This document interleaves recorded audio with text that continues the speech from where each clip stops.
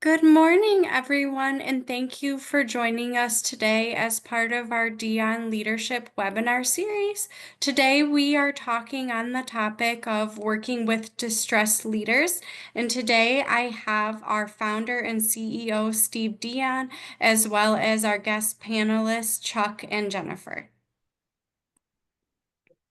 Good morning, good afternoon, good evening. Thank you for joining us. I'm not sure where you're calling in from, but we hope to spend an hour of your time wisely. My name is Steve Dion. I'll be the monitor for today's webinar, and I am delighted to be joined by an old friend of mine and a new friend of mine, Dr. Charles Stoner, who is a professor emeritus at Bradley University, who's focused on leadership. Is joining is my newer friend, and then Jennifer Robin, Dr. Jennifer Robin, who's currently a senior coach and consultant with Dion Leadership. And Jennifer and I go back more than 20 years. I didn't count, I stopped counting. But thank you both for joining to our webinar series today. Before we get into the webinar, I want to kind of share a little bit more about Dion Leadership, who we are, what we do, and then kind of set the two of these folks up and then take it away from there. So for those of you that are new joining, Dion Leadership is a leadership and organizational development consulting business. We've had this webinar series for about 5 years. We try to bring thought leadership to the table. As you can see from this, we're really proud members of Inc. Power Partners, Fast Company Magazine, try to produce a lot of awards and things. So this topic today is about advancing thought leadership. And we're really around this idea. Why we show up every day is to help organizations create conditions where employees can start every day excited and end every day accomplished. And we do that through a team of extraordinary coaches and consultants like Jennifer is here. And part of the way we do that work is through a series of solutions that we offer. So for those of you on the line, many of you are clients today, and we may do executive leadership coaching for you. We do a lot of team development. We do leadership development and management training, and also organizational development work and activities. Today, our discussion really kind of spans a little bit of those topics, I would say, as well, but primarily in the executive coaching space. We try to bring a little bit of those to the table.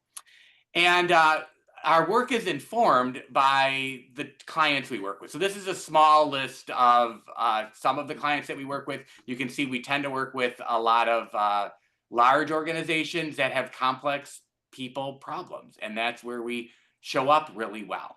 So wanted to give you that background. I will be moderating this today, so I encourage you to use the chat feature to send in some chat questions, and we'll make sure that we can stop along the way to answer those.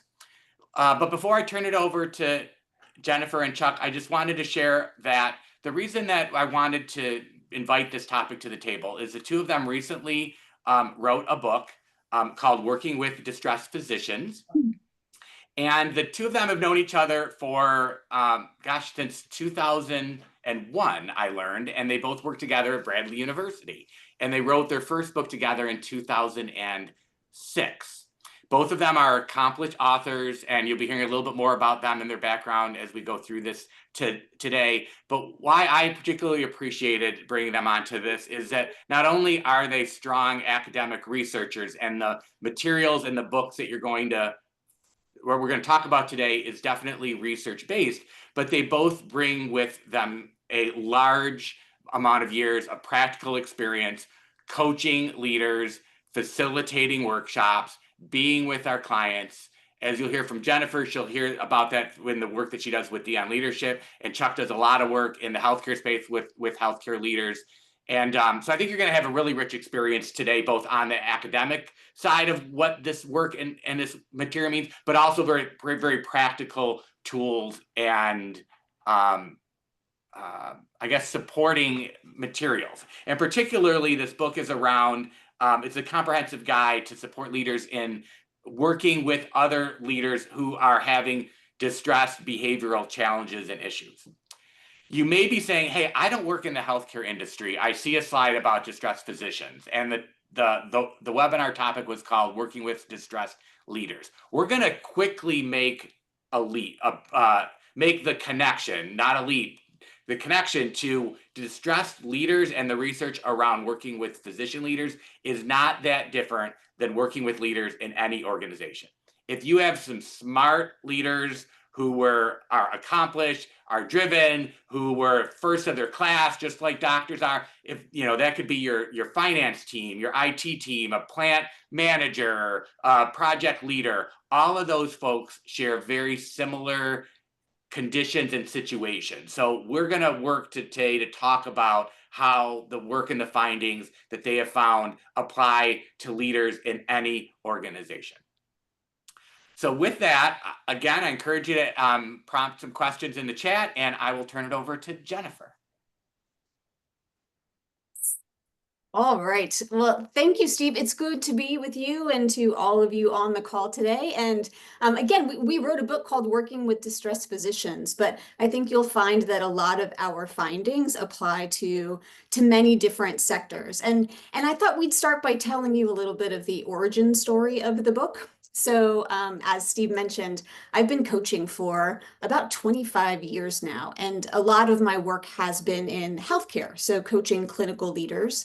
My own leadership experiences in higher education, sort of serving as associate dean and dean.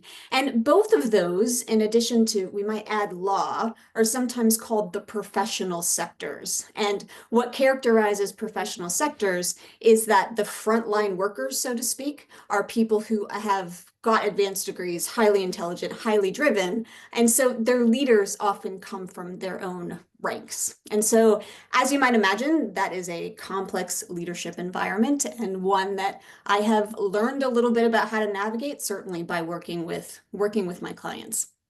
So this idea of distressed or disruptive physicians, that term came on the radar screen several years ago now. And while it was intriguing to me because it's another layer of complexity in this challenging leadership landscape, the label also was intriguing to me. Labels, I think we all can agree, labels are a great shorthand, but they also can sort of make it really difficult for the person to change and develop outside of that label.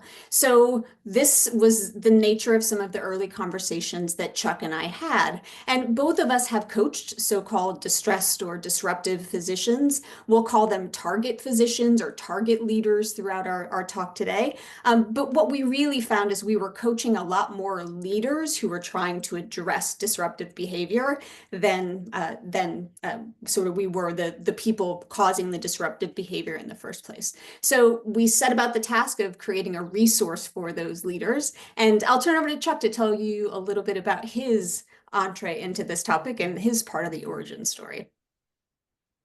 Well, first of all, let me thank Steve and Lauren and the good folks at Dion for inviting us to do this webinar.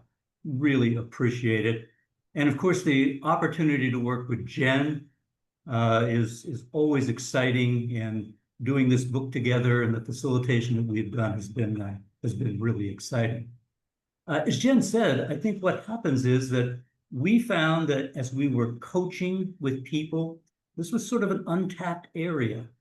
People were turning to us as outside consultants to help those individuals who were extraordinarily distressed.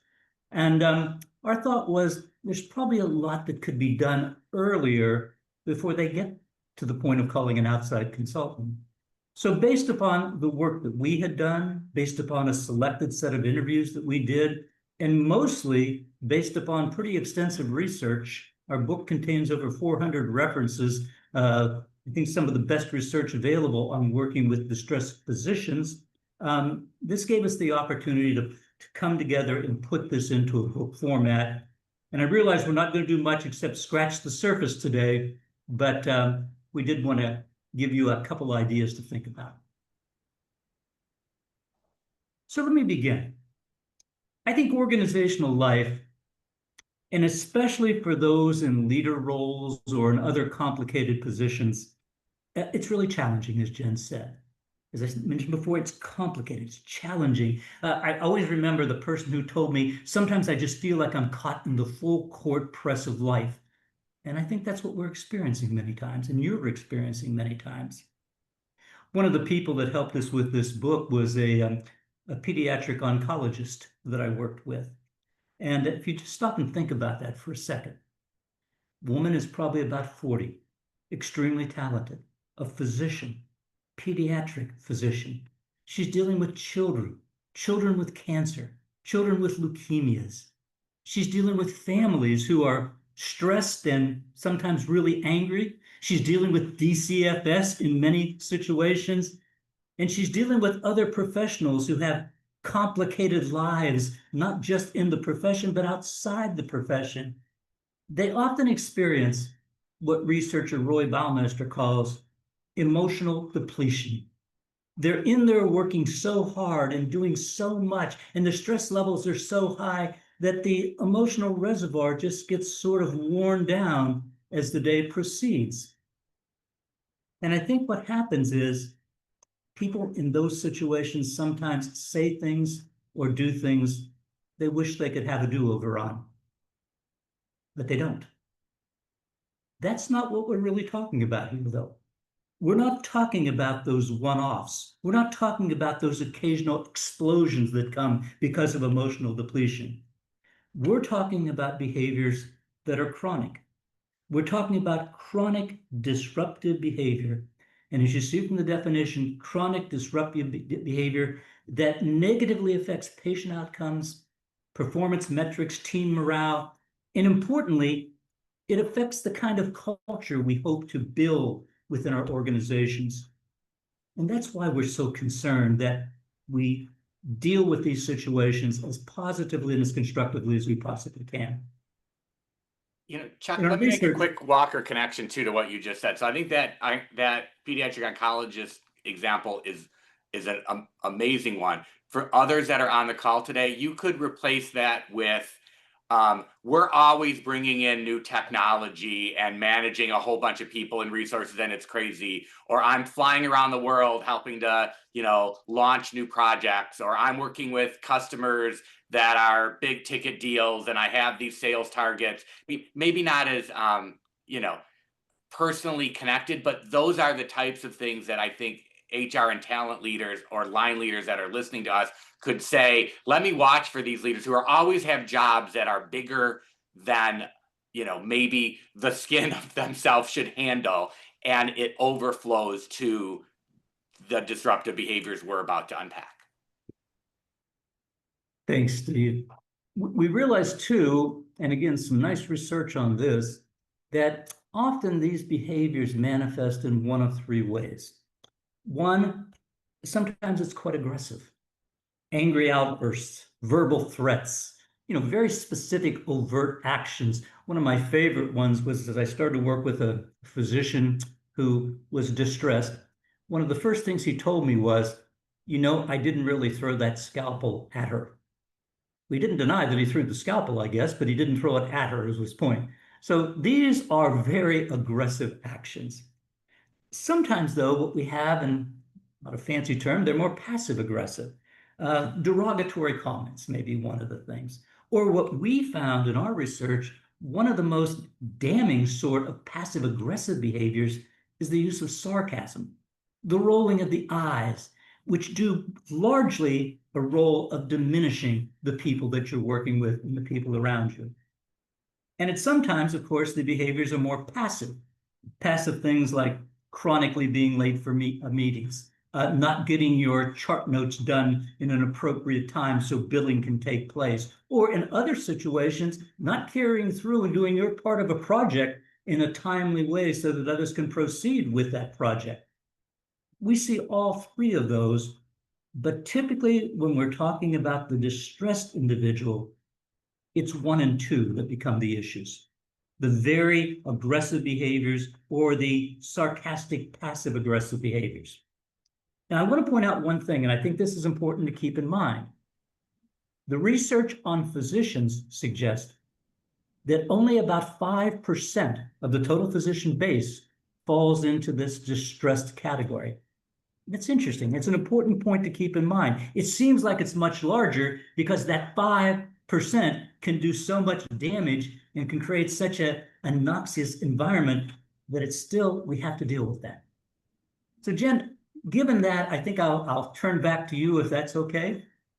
Of course, of course. And I'll talk a little bit about sort of who are their leaders. And so if this is the target that we're talking about, who are their leaders? And as Chuck said, these are folks who are doing important work that is powered and amplified by high intelligence and drive, a high need for achievement, but also comes with sort of a high need for control. And so there's a parallel between the frontline target distress disruptive person and their leaders. And so they're sort of cut from the same cloth. Here's the two wrinkles when it comes to the leader's role. As we mentioned, they often have those dual roles. And so they'll wear two hats. They are all at once appear in the same department or office or medical group, but then they also serve in this leadership capacity as well. And so we called out these three sectors, and sort of just to give you an example of what those might look like. In medicine, we may have a medical director who is also a practicing surgeon. Right? In law, we may have a managing partner who also carries a significant caseload. In academia, we may have an associate dean who teaches and advises and has some research responsibilities as well. So all at once, leaders in these sectors specifically, but perhaps sort of in various aspects of your own organizations too, they are a working manager, so to speak. They contribute to the overall goal on the front line, but also serve in this leadership capacity. The other interesting aspect that we see is that oftentimes people are promoted from within. And I know this is the case across many sectors too. People promoted with technical knowledge and technical expertise. And what that can add to the already complex situation is that you may have those individual relationships, right? Sometimes very positive relationships, right? I used to vacation or cook out often with a person who I am now responsible for their performance. Sometimes negative, right? Sometimes those things that happened long in the past and sort of still sort of diminishing the trust inherent in the relationship. Sometimes that organizational legacy of avoiding confrontation, and we'll talk about the importance of early intervention along the way, but that can also add some additional complexity here. So when we set out to write this book, we wanted to write a book that acknowledges these complexities of certain leaders' environments, probably more specifically than others, but most of us can probably see ourselves in this snapshot of leaders when it comes to dealing with distressed or disruptive behavior. So I'll turn it back over to Chuck now, who will talk us through sort of how to think about addressing that disruptive behavior once you begin to notice it. I think one of the things we really have to keep in mind is who our target person is, and keep the focus on the person and not the behavior as much as we can. Let me give you an example of what I mean by that. I remember sitting down with a physician who had been sent to me for some coaching, had been labeled as a distressed or disruptive physician, and we sat down at a coffee shop for our very first meeting, and the defensiveness in the air was palpable. I mean, it was just amazing.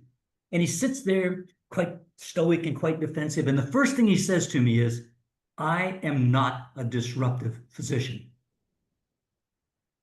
And I said, "I agree with you. You are not a disruptive physician. You are a physician. You're a very good physician from everything that I've gathered. You are also a physician who many perceive as engaging in disruptive behaviors on a lot of occasions." That's an important distinction, that the individual recognizes that they have individuality. The disruptor is a label. And we have to be careful with labels, because the labels can take on life of their own. The label can become a means by which people are understood, and it can become another barrier in and of itself. So I would encourage you to realize that the people that we're working with and the people that you're working with, they're highly educated professionals. They value achievement. In fact, one of the things that we know particularly about physicians and physicians in our situation is they have extremely high needs for achievement. They value autonomy. They value control, like most of us do. The interesting thing about the disruptive or the distressed physician is not their need for autonomy, not their need for control, but the way they exhibit it. They do it in those aggressive and sarcastic and biting ways that just sort of rub people wrong or create the dismissiveness that I talked about earlier. I also want to emphasize that, particularly in the research about physicians, that distressed physician is often quite technically competent, many times excellent. Often their patients really appreciate them and all the work they're willing to do for the patient. They're proud. They're confident. There's a lot of ego involved. But I also want to emphasize that they're prone to some of the attributional biases that we all experience. Let me give you a quick example. I often ask my classes, and you realize there's a little bit of a bias here. I said, how many of you have ever gotten a D in a course? And guardedly, some hands sort of go up. And I ask them, why did you get a D? And you can well imagine the answers. Well, it was a bad class.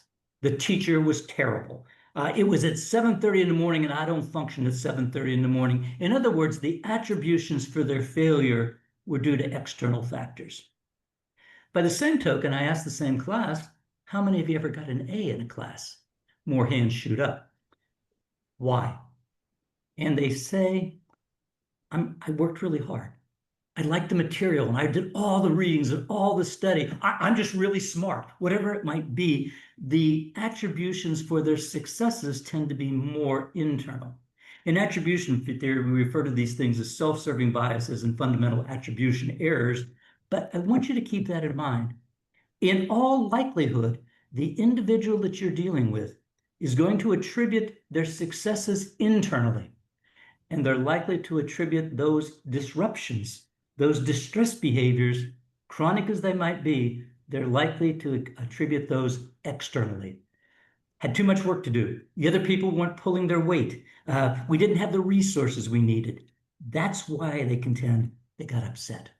Interesting things to think about simply in terms of attribution. Jen?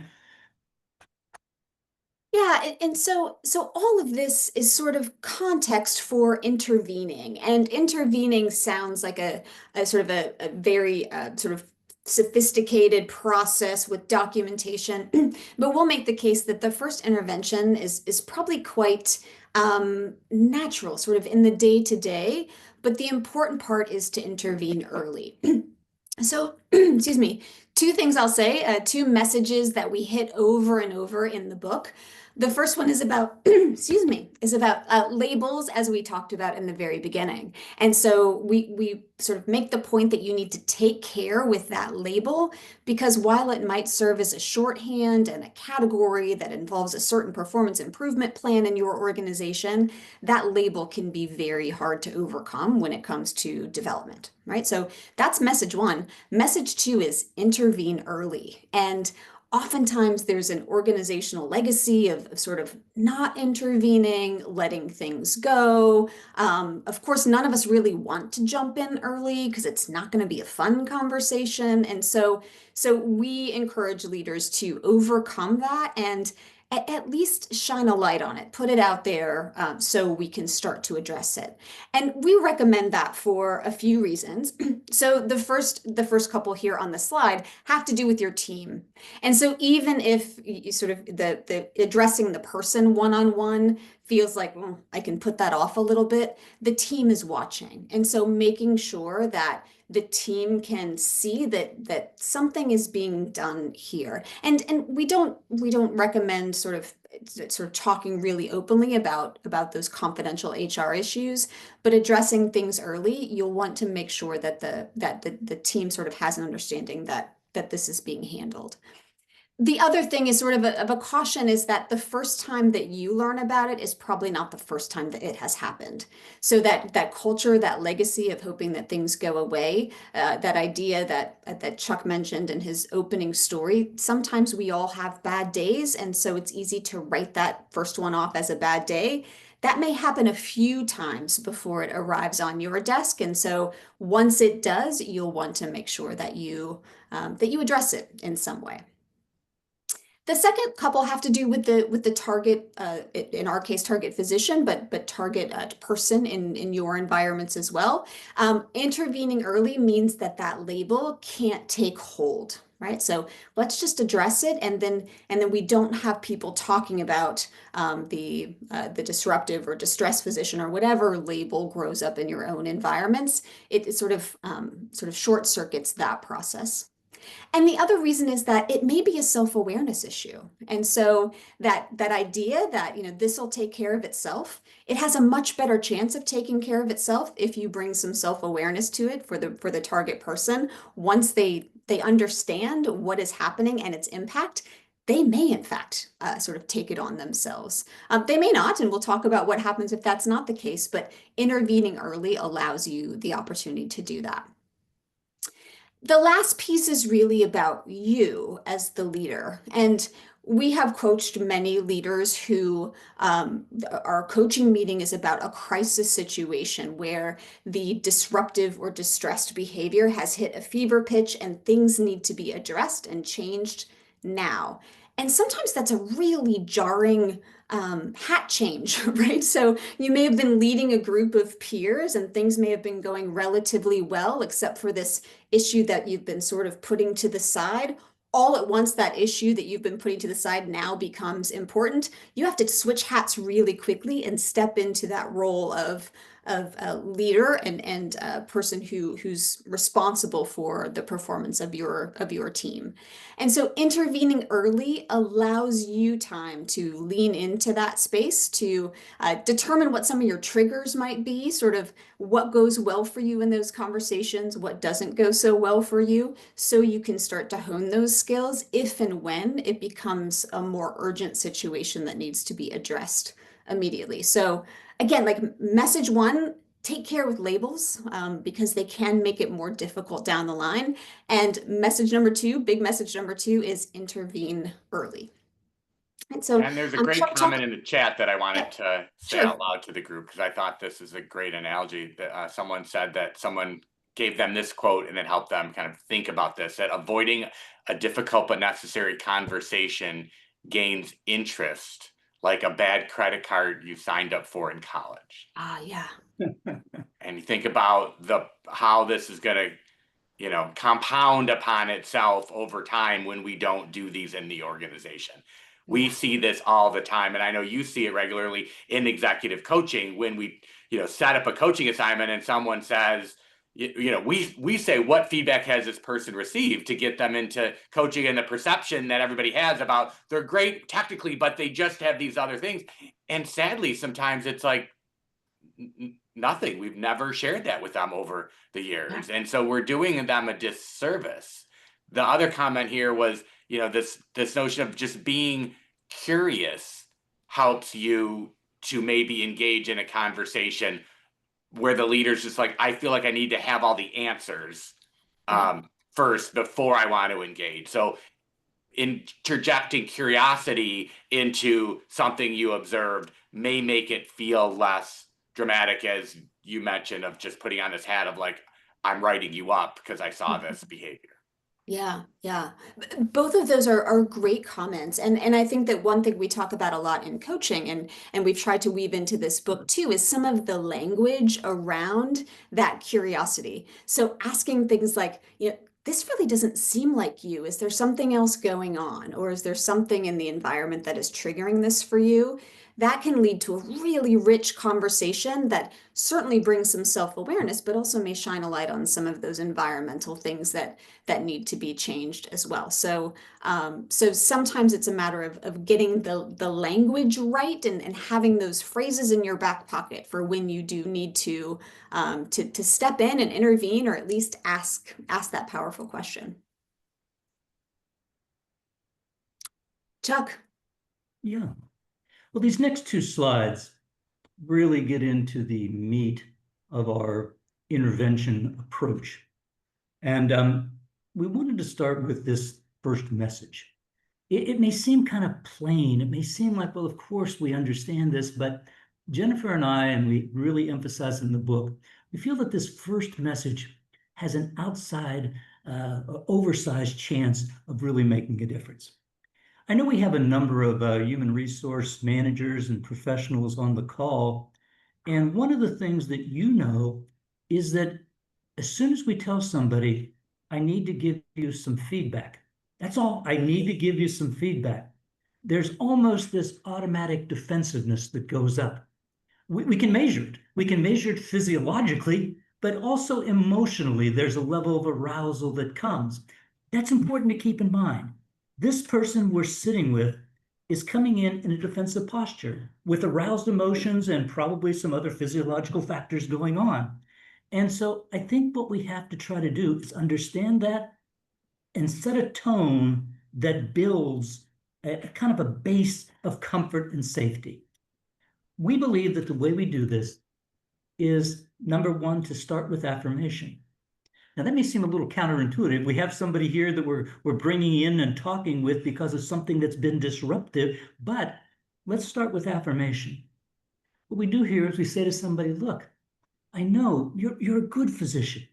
You're extremely good with the patients. The patients really like you. You get good patient outcomes. And in our organization, you are our leukemia specialist. You are the person that we turn to. You're important in this organization. What you're doing here is starting with affirmation, but you're also letting the individual know that they're valued, that they're making a contribution. You're letting them know that they're significant. We contend that feeling of significance may be one of the most powerful motivators that anyone possesses. So let's start by letting them know that they're valued, they're significant, providing that affirmation. We also think it's important to let them know what your intentions are. We're here to help. We're here to help you be as effective as you can be. We're here to help our team function together more effectively. The individual needs to know that we're not here to chastise, we're here to help. We also think it's important to listen to that physician or that individual right up front. For example, I was working with someone not too long ago, and the individual was laying things out and said, you know, one of the things that bothers me is I work harder than anybody else in my organization. It's important that that individual said that. And what I tried to do is provide affirmation for that. I don't know if it's true or not, but I try to say, I understand. I understand what you're saying. You feel you work harder, put in more hours, do more than anyone else, and that feels sort of unfair to you. That's important. It's letting the individual know they've been heard. It's letting the individual know that that hearing has turned into affirmation, making any value judgment about it. Again, I think what this kind of beginning does, it sets a positive tone, hopefully to mitigate some of that defensiveness that's naturally there. Jen, did you want to add anything on that before I go on? I'll just add one thing, which is to that last bullet about affirming feelings. We know from the work of Susan David that if we do see an activation, an emotional activation, chances are it's linked to a value. And so exploring, affirming that feeling, and maybe asking the follow-up question about, what's at stake here, or what is being threatened or challenged here, helps the person get in touch with that firmer ground to stand on, that value rather than the very volatile emotion. That firmer ground to stand on, that value, can be really important in moving past whatever the disruptive behavior is. And so in addition to creating that trusting relationship with the target, it can also start the process of self-awareness in a really constructive way as well. I would say too, from what we see practically with coaching and with facilitating team development workshops, is the person that's giving this assumes the other person thinks that you have good intent, and they don't say it because they just think, of course they know I'm the HR leader, like their value is that they would be here only for that reason. However, the other person could be putting an attribute on, hey, last time I went through something with HR, they're all about legal or law, or who knows what layer they're putting in. So it's important to say it. So I think for those that are listening in, to be able to realize, just because you believe and know you are like that doesn't mean the person you're giving feedback to sees you in that way. That's great. The model of intervention is fairly straightforward, with a few complexities in it. It's probably not all that different from what you use as HR specialists within your organizations. We like to start with the noble cause and to reinforce that noble cause, the reason we're here, what really counts. One of the values we have in working with physicians is that the noble cause is pretty clear. We're here for the patients. We're here to enhance patient safety and patient satisfaction and get positive patient outcomes. Again, important that we recognize this is the noble cause. Second, clarifying the expectations.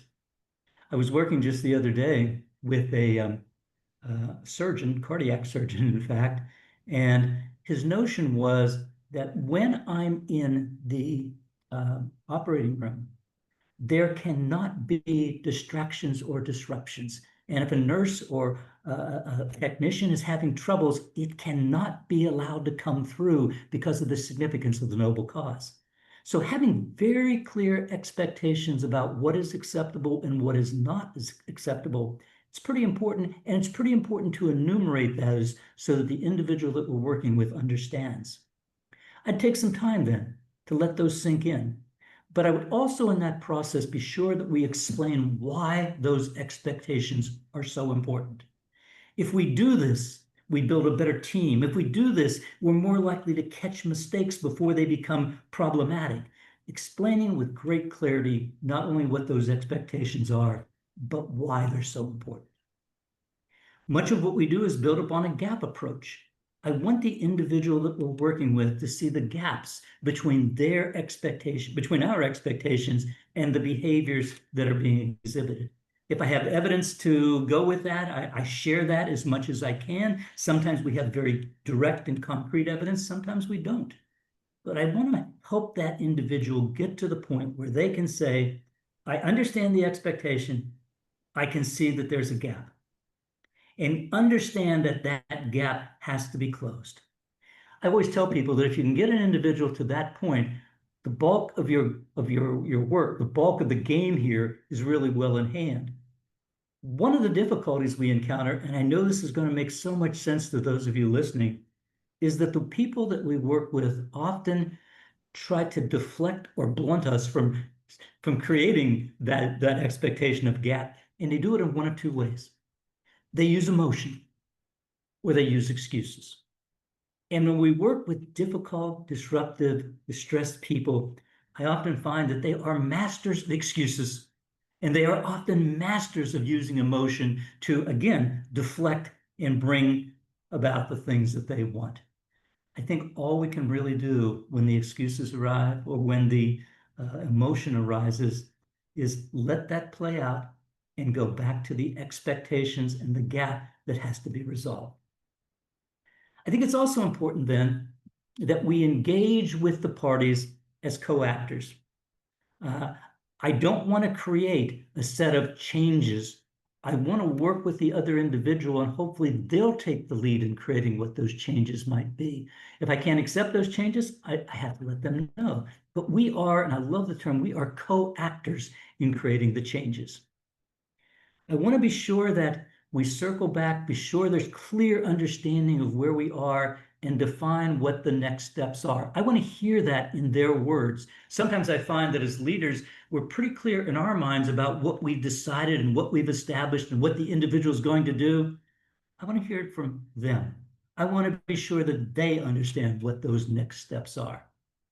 I think it's important to have some consequences. Let them know that if these things don't occur, here are some of the consequences and some of the ramifications that are going to have to be forthcoming. Maybe one of the most critical things we want to share with you is after these conversations have taken place, stay close. Stay close. The tendency is this is a difficult person. This is a distressed individual. I want to have as much space away from them as I can possibly have. And now that I've had this conversation, maybe I can just avoid them for a while. That is the exact wrong thing to do. These people need to be held close. We need to have frequent check-ins. If ramifications or consequences need to be exerted, we need to do it. We need to build incrementally this path. We don't go from problematic to complete solution in one fell swoop. It's an incremental process, and that's why we have to stay so close. Jen? Chuck, this would be a good time for this question that came in. So the question is, what if the person says things like, I'm just passionate, they're being too sensitive, there are different ways of behaving, and there's a lot of deflection. How do you decide what is a stylistic item, I'm paraphrasing here, versus an out of bounds behavior? Yeah. Jen, let me take a shot at that, and then you can. Steve, I try to never argue with someone about some of these issues. If they say, I'm just passionate, I often will say, I don't doubt that you're passionate.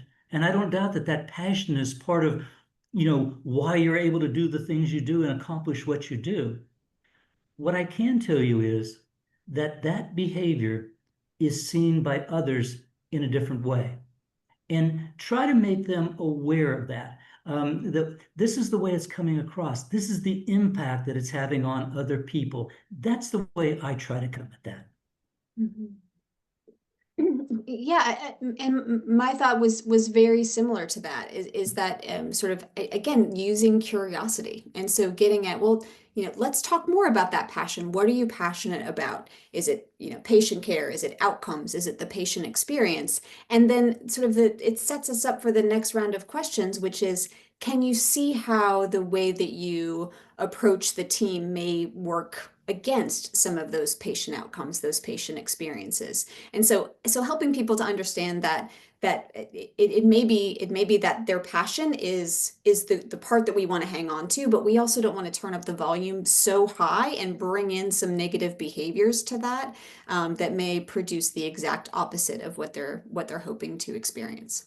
And so I was just talking to a physician today about sort of a culture where everyone was really nice and really kind, and certainly a caring environment for patients, such that people who really had a drive for results were sometimes seen as pushing too hard, right? And so how we say, the pushing too hard isn't the problem. It's that we need to add on some empathy, understand where people are coming from.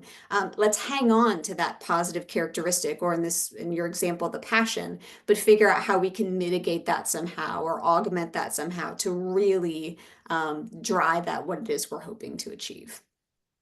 Jen, before you go on, let me add just one other point to that. Yeah. And this will fall in line with some of the work that Dion does.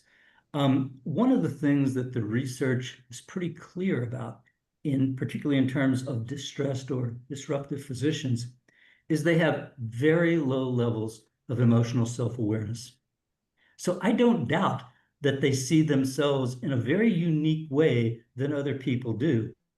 That's part of that lack of emotional self-awareness. But I think helping them see, as Jen said, some of these examples, that makes a lot of sense. I also want to add one more underline under the stay close. These are individuals that often have had historically a leader who comes in and makes a kind of makes an option or tries to do something, but doesn't stay close. When you stay close, they know you care. When you stay close, they know that you really do want to help, that this isn't just an obligatory thing that you've done. It really has meaning and you want to be helpful. Here's another question on to that point. Is who is that who? Is this best delivered by the leader of the disruptive person, or HR, talent management, or some combination of those? So I'll take the first stab at that one, Chuck. Is that our contention would be that the leader is the person to initially step in. They're closer to the person. They can sort of stay close throughout the development process. There's certainly maybe times when other people need to be brought into that conversation, or perhaps even a formal process needs to kick in. But the more that the leader of the unit or the team or the group can hold people accountable for growth and development and a respectful environment, whatever those shared values are, the more effective the whole development process can be if that leader is really closely involved from the outset. I would agree totally, and I'll just add one more point to it. I think it's really important for it to be the leader. Hopefully through that process, there's an element of safety that can happen. But I do think, as Jennifer alluded to, that if we get further down the line and there's some disciplinary actions that have to take place, then based upon what your culture dictates, I think it's quite appropriate for the leader and HR to work in conjunction. Any other questions, Steve, before we move on? We're going to go back up to the balcony and talk high level again. Well, one last one is, how do you deal with black and white situations versus gray zones? Not exactly sure I know what that means. I interpreted that to be more, maybe, is there a moment where you just say, this is something that you don't belong here for? It's very clear and cut and dry, versus this is developable and we should go through that. But feel free to interpret that question how you wish. Steve, let me go with the latter interpretation that you came up with. I just have been working with a physician leader for probably about 6 months. And that individual, I was trying to help them with a particularly disruptive person. I worked with the disruptive individual for a while. The leader worked with that person. And finally, after about almost 8 months of this, the individual said, this isn't going to get better. We've not seen significant improvement. I think we just have to consider not renewing the contract. And I think that is important. I think there is a point where we say, yeah, I've done what I can do. Here's what's interesting. That leader who knew that the decision had to be made said, I have failed. And my counter to it is, no, I don't think you failed at all. I think you did everything that you could do, and I laud you for all the efforts that you took. Sometimes it's just not a fit, and that individual wasn't able to make the changes at this time. So I think that is an important distinction to see. Mm-hmm. I mean, and I think that the only thing I'll add is that when I hear black and white or gray situations, what comes up for me is clarity of expectations. And so no matter what area we are in, sometimes it is black and white. We need you to hit this metric, or we need you to make sure that you show up within this window of time, whatever that expectation is. You can be very clear and pretty objective about those things. In gray areas such as respect or teamwork or sort of collaboration, those things, we still need to make them as clear as possible. And sometimes that happens by telling stories or pointing out examples or suggesting alternative approaches in meetings. And so no matter what kind of situation we're dealing with, we need to make sure that expectations are clear.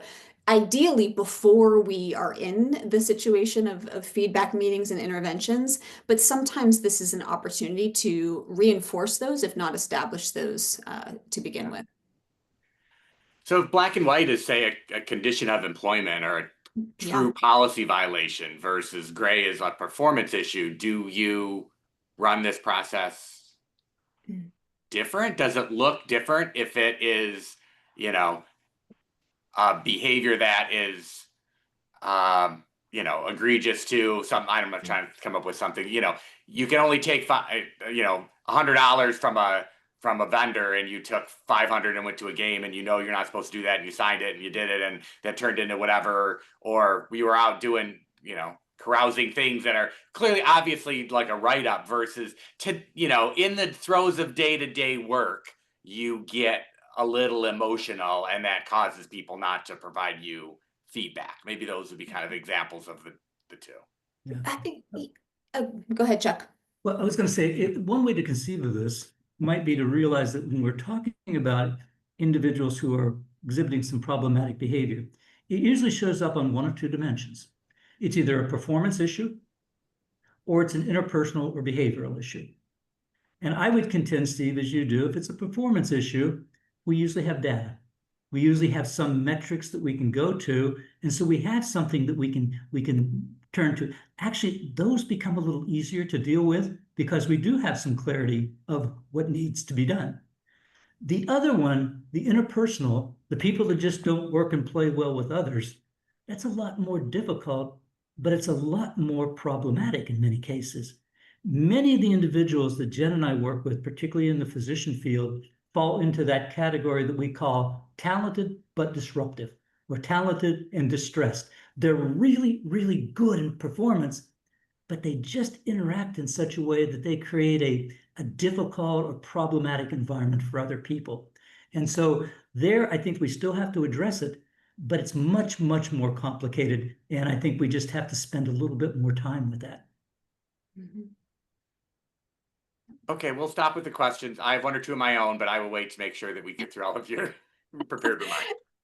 Okay. Well, sort of, I'll just go ahead and wrap us up here. Is that, we've talked about the mechanics of this process, but just to reiterate, what we're really talking about is two main functions. One is facilitating change and growth and development, and this is really the coaching part of the leader's role.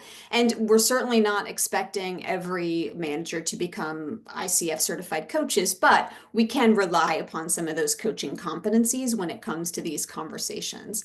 And what that means is it's really a mindset and approach that is about co-identification, co-creation, co-action. Sort of, it's a partnership. So rather than telling the person sort of here's what you should do, co-creating that. What is going to accomplish the organization or the unit's goals, and how can we do that in a way that feels good to you? And this is a fine line to walk, but we really believe that this coaching mentality is important. The other thing I'll say briefly on this slide is just that most times we're dealing with some sort of emotional intelligence sort of character or sort of behavior. And to take the very basic view of emotional intelligence, we're talking about self-awareness, self-management, other awareness, other management. And so part of the work may be to bring self-awareness or sometimes self-management to the target person's attention. Sometimes it is helping them take the perspectives of others, but also realizing that you as a leader probably need to turn up your emotional intelligence as well. Knowing yourself, what are your triggers? What are your values? What is going to get you off course in the meeting? What is going to make you nervous? What is going to make you speed up? If you know that the person coming back talking about their passion is going to get you off course, you'll want to prepare for that and sort of inoculate yourself against that. But also taking the other person's perspective, which we've talked about throughout today too. We've also talked quite a bit about holding people accountable. Chuck, anything to say here, or should we move to that last I think for the wrap sake up of slide? time, we move ahead. Yeah. Okay. So ultimately, what we're hoping is that this approach builds a culture of respect. And so you, as the leader, are responsible for holding people accountable, facilitating and encouraging growth and development. But ultimately, we hope that that becomes a shared responsibility and a sort of aspect of the unit's culture. When we talk about culture, sometimes we think about that at the organizational level, but culture is definitely scalable. I'll tell you a quick story of a leader from a recognized best place to work when it comes to culture. He was getting ready to retire, and I was asking him what he wanted his retirement to be like. This is a recognized great workplace, celebrations, gratitude, all of these things are what I expected him to say. And he very quietly said, I just hope that I can sneak out the back door and no one knows that I'm gone. And so what he was alluding to there is that he hoped that he had created a shared understanding of things like respect, professionalism, communication, this great workplace mentality. He certainly had a part in that. He was responsible and accountable for that. He took actions to make that take hold. But over time, it becomes part of the fabric of the work unit. And this is part and parcel of that work to create that culture of respect.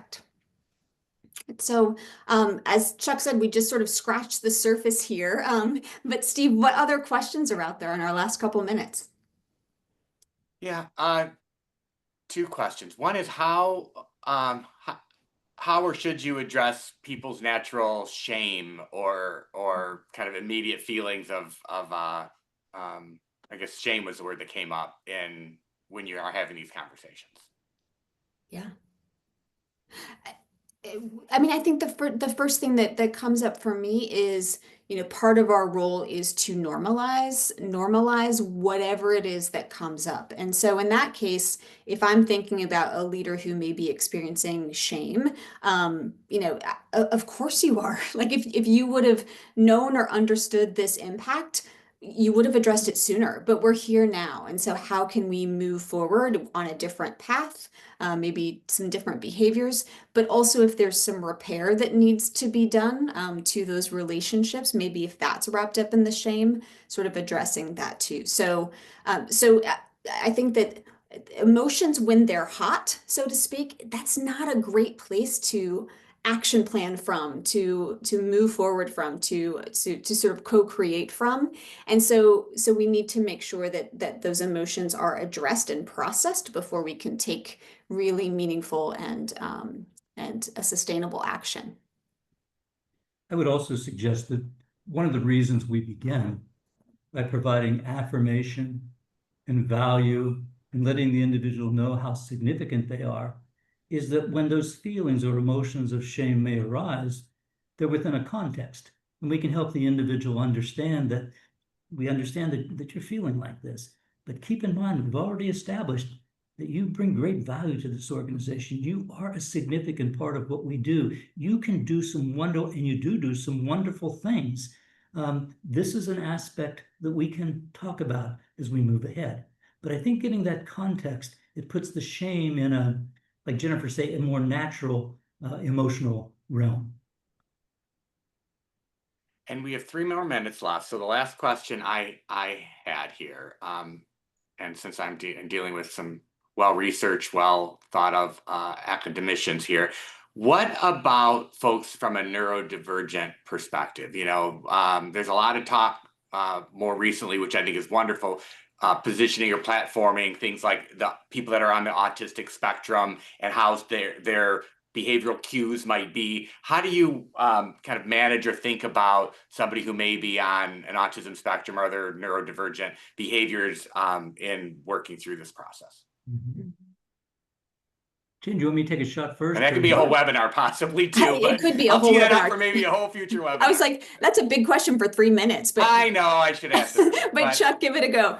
Well, I have done a little bit of work in this area, particularly some of the work that I've done with my wife, who specializes in this realm. But one of the things that we know is individuals sometimes in that environment need very crystal clear expectations. They can work toward and often work with amazing intensity if those expectations are crystal clear. So I would not only establish the expectations again, or reestablish them, but make sure the individual understands what those expectations are and how they manifest behaviorally, or how they should manifest behaviorally. And I think with that focus, you help that individual focus. Well said and very succinct. Awesome answer. Well, let's close up there. Thank you everybody for joining us. I just did want to say as we close up, our next webinar will be a coaches panel. So we'll have 3 of our Dion leadership coaches. We've done this every July, so look for that coming up. And we'll have 3 different coaches talking about what happens in executive coaching. When you work with a coach, how should you set up a coaching? Should this person be coached? What types of things are coachable? And you get a sense of what coaches do in the coaching process. So look for that coming up. Also, if you would like to buy their book, I know they're very modest about this, but I'm the one that asked, can you put a QR code on here? Because people may want to purchase this book. Whether you're in the healthcare space or not, I think there's a lot of great practical ideas and research in there and tools. As Chuck and Jennifer said, they're only going to scratch the surface today. So I think, take a shout at that. You can find it there. And there is a link to our coaches panel. So that's wonderful. Thanks for that. Jennifer, Chuck, thank you so much for taking your time out to be with our community. And for those of you that joined today, we're really grateful that you could do that. Watch for an email with the replay. If you want to share it with other folks, it'll be on our YouTube channel. And good luck dealing with distressed, disturbed folks in your organization. Thank you. Thank you, Steve. Thank you, everyone.